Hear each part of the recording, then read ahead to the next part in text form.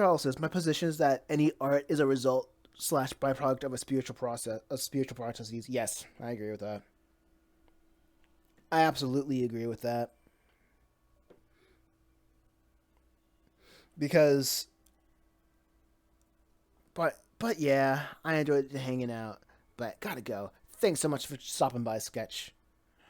Um, yeah, I think that in order to create anything, um, I'm very much I like my the way that I think about stuff. It's very much grounded in I resonate more to like a grounded in a physical nature, whatever, uh, and to mind the oh yeah, and to mind the master you serve. God bless. Yes, God bless. I think for me, yeah, I think it's the way that I think about creativity or like when people create something.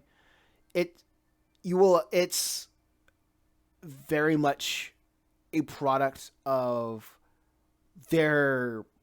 It's a reflection of their worldview, and that tone is influenced very much so by a lot of different spirits, even albeit the spirits of uh, guilt, spirits of wrath, envy, and the prioritization of, like you said, a master that you want to serve. Whether the master should be your own self interests, the self interest of your community, the self interest of so yes, I guess the self interest of you or powers beyond you, whether that is God or your community, and what morals that you want to instill on the viewer, of the media that you create. And I think it's and it also goes down to like I really can't relate to people who say that they create content for fun personally. Mostly because creating is I take creating very seriously. Um, because you are contributing to what thoughts what thoughts are worth people's time, you know?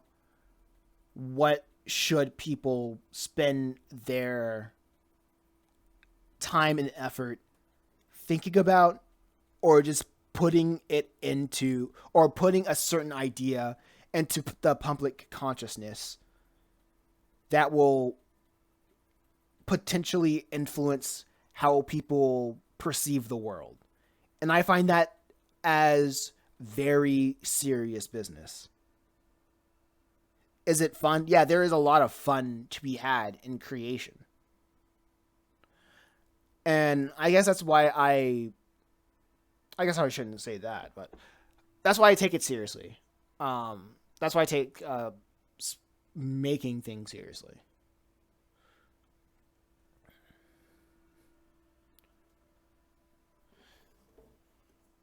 So can writing story, and I would also say like that's why I feel like the Bible is like the my biggest inspiration of why I want to write, because when you tell well like when like nobody really told me, it's just when I realized just by looking at like human history of like all of western of like all of the west, like I remember hearing that before quote unquote the west was called the west, it was called Christendom.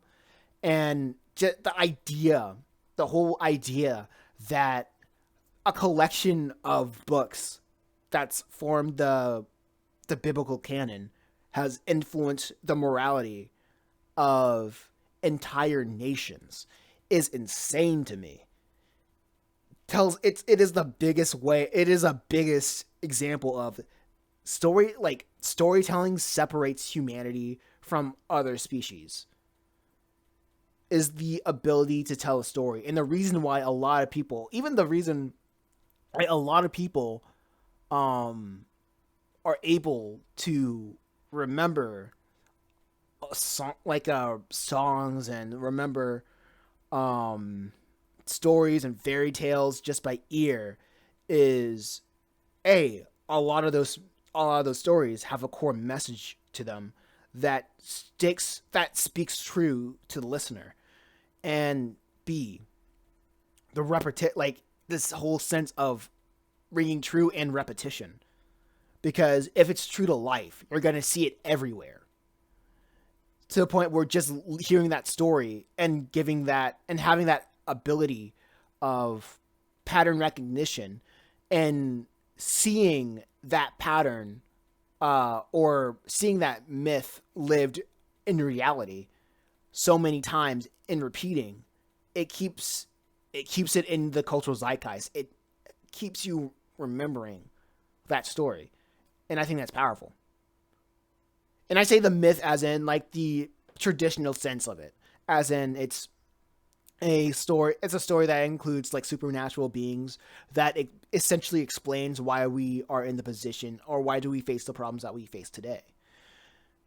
And I think, I think ever since I realized that definition, that really expanded my mind. I was like, holy crap, that's amazing.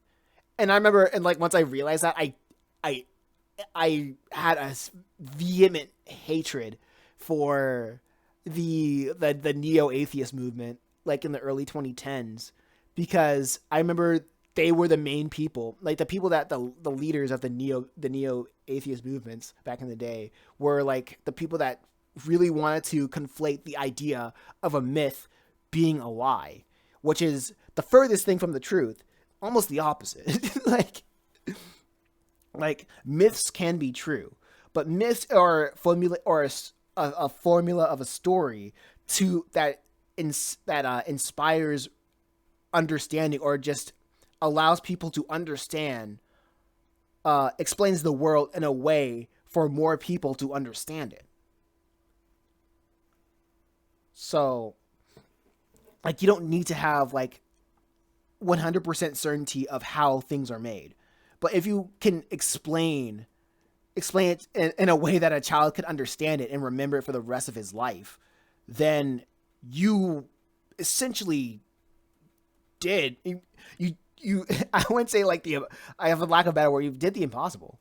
You did like something that a lot of people cannot do, and that's amazing. That is special. But that's my TED talk.